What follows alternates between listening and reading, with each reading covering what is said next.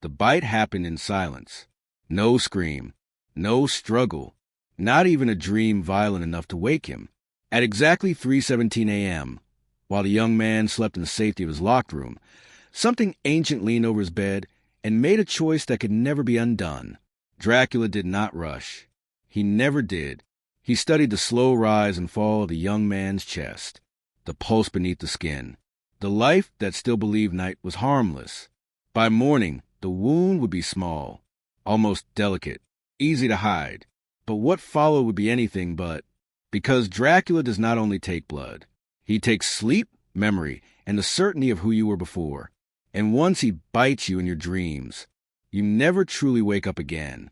Before we begin, make sure to subscribe, like this video, and turn on notifications so you never miss our dark, cinematic stories about Dracula. The young man had always believed sleep was a private country, a place no one else could enter without permission. His room was locked. The curtains were drawn. The house stood quiet on the edge of the village, far enough from the forest to feel safe, close enough to hear the wind moving through old trees, like a warning whispered too late. His name was Elias. At 22, Elias carried the exhaustion of someone older, long days, restless nights, and the strange feeling that the world was pausing just out of sight whenever he looked away. That night, he fell asleep fully clothed, boots kicked off beside the bed, a book open on his chest. The candle on the nightstand burned lower than usual, its flame trembling as if it sensed something approaching. Outside, midnight passed unnoticed. Then came the hour between heartbeats. At 3:17 a.m., the room changed, not in a way that could be measured, but in a way the body understands before the mind does. The air grew heavier. The silence deepened, thick as velvet. Elias shifted in his sleep, brow tightening, breath slowing as though he were sinking into water. That was when Dracula arrived. He did not enter through the door. He never needed to. The shadows near the wardrobe stretched unnaturally, peeling themselves away from the corners of the room until they formed a tall, motionless figure. Dracula stood there, ancient and composed, his presence bending the darkness around him like a loyal servant. His pale face showed no hunger, only focus. This was not a hunt. It was a decision. He approached the bed, without sound. Elias dreamed of running through the forest, branches clawing at his arms, roots pulling at his feet.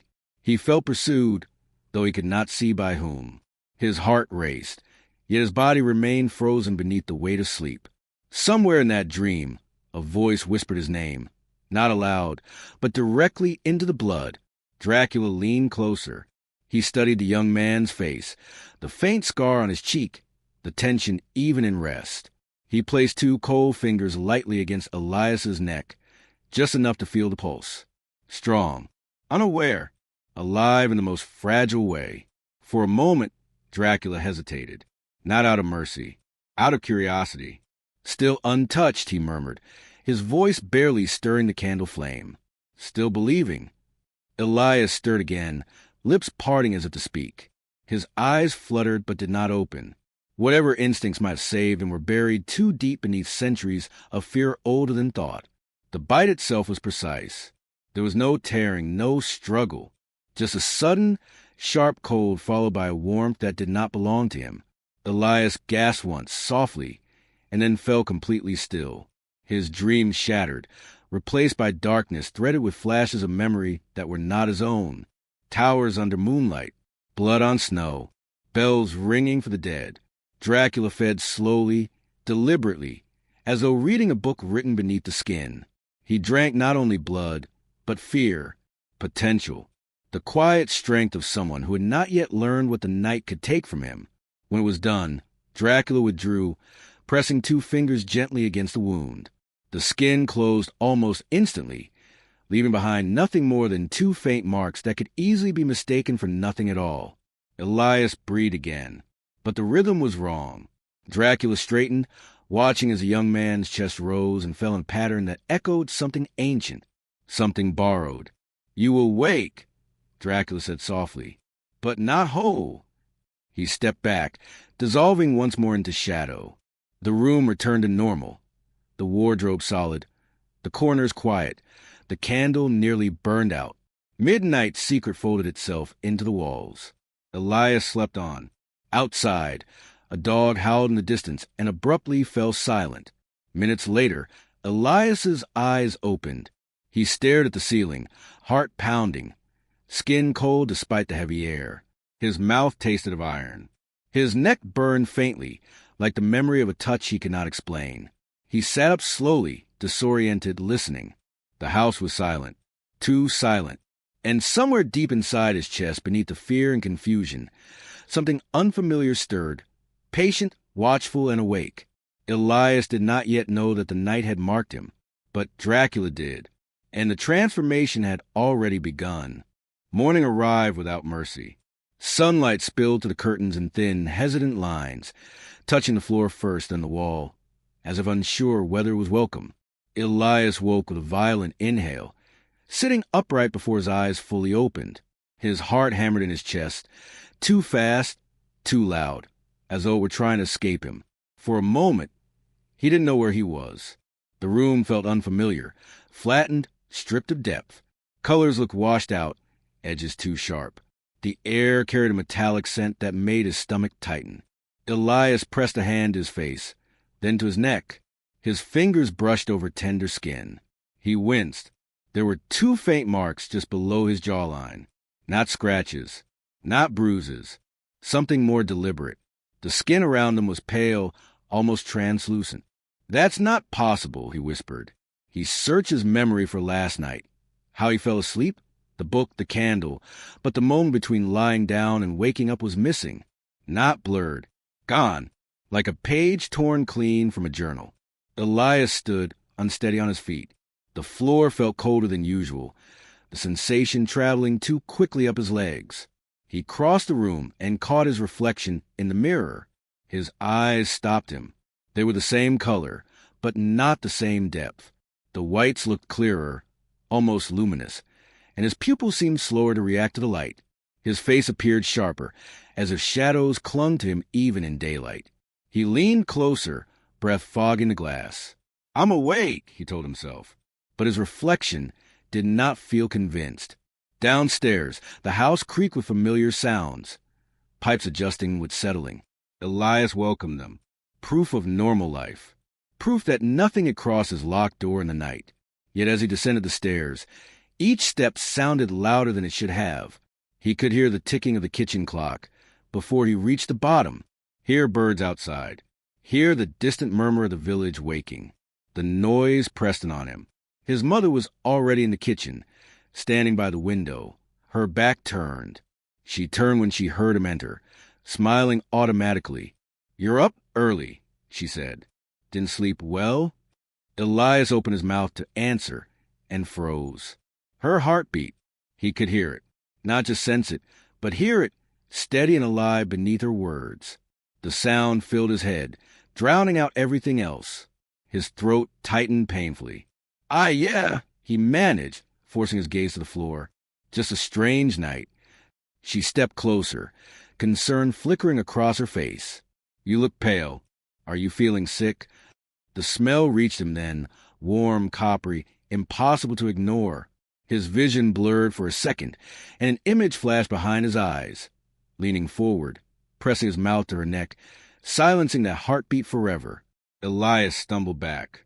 "No," he said quickly, too quickly. "I'm fine, just tired." His mother hesitated, studying him, then nodded. "You should eat. Food." The word made his stomach twist. He sat at the table anyway, pushing bread around his plate, unable to bring himself to take a bite. The smell was wrong. Dead. Empty. When he finally stood, his mother watched him leave with a frown she did not voice. Outside, the sun was higher, but it did nothing to warm him. Elias walked to the village, every sense on edge. He heard conversation from behind closed doors, footsteps 2 streets away. He smelled things he had never noticed before: iron, sweat, fear. At the edge of the square, he passed a group of men unloading crates. One slipped, cutting his hand on a splintered board. The scent hit Elias like a blow. His knees nearly buckled. His vision darkened at the edges, and for a terrifying second, He was no longer standing in the square. He was in his bed again, shadows leaning over him, a cold mouth at his neck. He turned and ran. Back home, he locked himself in his room, heart racing. He pressed his back against the door, sliding down until he sat on the floor. "What happened to me?" he whispered. The answer came not in words, but in sensation. A pull, a hunger, a presence that felt ancient and patient, coiled inside his chest. As night approached, the light outside dimmed, and with it, the fear shifted. Something else replaced it. Anticipation. Elias did not yet know why the darkness felt welcoming. But somewhere far beyond the village, Dracula felt the change and smiled. By nightfall, Elias understood one terrible truth. The hunger was not his. It moved through him like a second heartbeat, quiet when it chose to be, loud when it wished. It listened, it learned, and it waited for permission he was afraid he might give.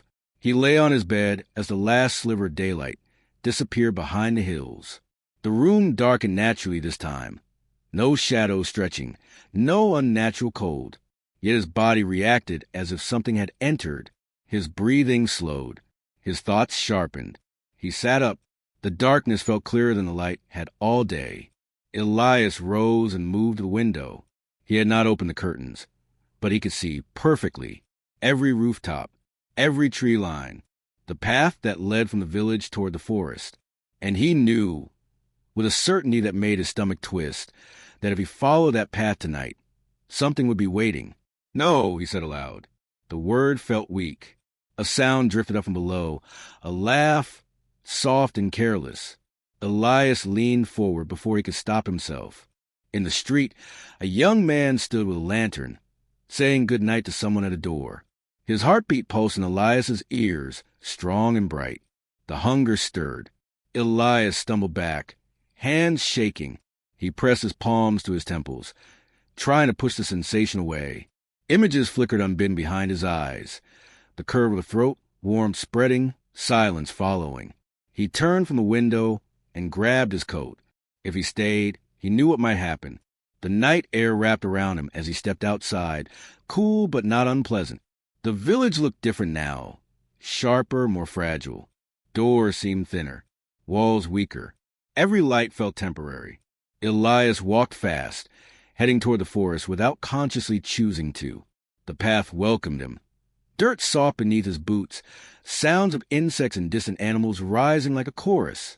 The deeper he went, the quieter the hunger became. That frightened him more than its presence. At a clearing, he stopped. The moon hung low and bright, illuminating the trees like pale witnesses. Elias stood there, chest heaving, tried to decide whether to turn back. That was when he heard it. Applause. Slow, deliberate. He spun around. A tall figure stood at the edge of the clearing, black coat blending seamlessly with the night.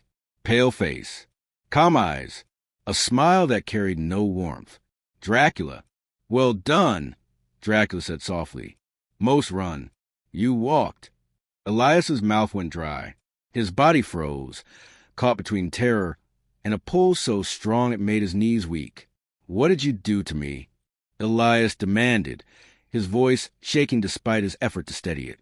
Dracula tilted his head, considering. "I awakened you." "That's not an answer. It is the only one that matters." Dracula stepped closer. Elias noticed then how the forest itself seemed to retreat, shadows bending away from him. The hunger inside Elias surged, not toward Dracula, but in response to him, like a servant recognizing its master. "I didn't ask for this," Elias said. "No one ever does," Dracula replied. "And yet, here you are, listening." Elias clenched his fists. "Take it back." Dracula's smile faded slightly. "There is nothing to take back. What was done was chosen. By you." "By me," Dracula agreed, "and by what I saw in you." Elias laughed bitterly. "You don't know anything about me." "I know enough," Dracula said. "You hear the blood now. You feel the night breathe. You stood in the sun today and survived." Dracula leaned in, his voice dropping. "You are stronger than you think." The hunger roared at the words, not as an enemy, but as affirmation. Elias stepped back, fighting the urge to close the distance between them. What do you want? Dracula studied him for a long moment. Not what you fear. He turned, cloak shifting like smoke. I came to see if you would follow. Follow where? Dracula looked back over his shoulder. Into yourself. With that, he vanished, leaving the clearing empty and silent. Elias stood alone, shaking. The hunger receded, settling into a patient coil inside him. He understood then that Dracula would not guide him, would not command him. The choices ahead were his. As he turned back toward the village, Elias realized something worse than the hunger. He was no longer afraid of it, and that frightened him more than Dracula ever could. Elias returned to the village before dawn, carrying the forest with him, not in scent or soil, but in silence. The houses stood as they always had, wooden frames, shuttered windows, familiar doors, but something about them felt fragile now, like stage scenery waiting to collapse if touched too hard. He moved through the streets without sound, each step deliberate. Careful not to draw attention he was no longer sure he could avoid. The hunger slept. That was the most unsettling part. It did not claw or beg. It waited, curled deep inside his chest, listening to every heartbeat around him. Elias could feel it counting them, memorizing rhythms, cataloging lives as if they were notes in a song only the night understood. When he reached his house, the door opened beneath his hand without a sound. Inside, everything was still. His mother slept upstairs, her breathing slow and steady. Too steady. Elias froze in the hallway, the pull nearly knocking the breath from him. He could sense her clearly now, the warmth of her blood, the strength of her heart. The hunger stirred, eager but controlled, like a blade held just short of skin. "No," he whispered. He retreated, pressing himself against the wall until the sensation dulled. It took minutes before he trusted his legs to carry him upstairs without betraying him. He did not sleep again. Morning brought clouds, thick and gray, as if the sky itself wished to hide. Elias avoided mirrors, avoided conversation, avoided touch. Every sound felt magnified, every person too close. At the edge of the square, he saw the baker's apprentice, Thomas, struggling with a delivery cart. They had grown up together, shared laughter, shared secrets, shared blood once, when they were boys and scraped their knees on the same fence. The memory hit Elias with startling clarity. He tasted it. Thomas grinned when he saw Elias. "You look like hell." Elias forced a smile. "You have no idea." As Thomas stepped closer, the hunger surged so suddenly Elias had to turn away. His vision darkened, and for a terrifying second, the world narrowed to one simple truth. He could end it. One step, one touch. Thomas would never scream. Elias staggered back. "I can't," he muttered, more to himself than to anyone else. "What?" Thomas asked. Elias shook his head and fled. By afternoon, the village buzzed with rumors. Someone's chickens had been found dead near the woods, drained in a way no animal could explain. Doors were checked twice. Children were kept inside. Fear thickened the air. Dracula's presence lingered without appearing. Elias felt it like a weight behind his eyes, a reminder that this was not a test he could avoid forever. The hunger responded to the fear around him, growing more alert, more demanding. As evening fell, Elias locked himself in his room. He lit every candle he owned, as if light could keep the night at bay. His hands shook as he pressed him to his chest, feeling his heart beat. Still alive. "Tell me what you want," he whispered to the empty room. The answer came not as a voice, but as clarity. Choice. The hunger did not force him. It offered him a path and waited to see if he would walk it. When a scream echoed from the far end of the village, Elias's head snapped up. It cut off abruptly. The hunger surged, wild now, pulling him toward the door. Elias fought it, breath coming in ragged gasps. He knew, with terrible certainty, that something had happened, something irreversible. Dracula did not appear. He did not need to. Elias ran. At the edge of the woods, he found the source of the fear. A man collapsed in the dirt, alive but barely, his neck marked with shallow wounds. Not enough to kill, enough to terrify. Elias knelt beside him, hands hovering. unsure whether he was savior or monster. The man's eyes fluttered open. "He let me go," he whispered. He said it was your turn next." Elias stood slowly, the meaning settling like ice in his veins. Dracula was not teaching him how to feed. He was teaching him how to choose. As the moon rose, Elias understood the truth. The first kill would not be an accident. It would be a decision, and the night was waiting for his answer. Elias did not return home that night. He couldn't. The village felt too small now, every heartbeat too close, every life too loud. He moved beyond the last house and into the open fields, where the wind carried fewer scents and the silence gave him room to think. If thinking was still possible, the hunger had changed. It was no longer a distant coil. It pressed against his ribs, heavy and insistent, responding to every living thing around him. Rabbits in the grass, birds in the trees.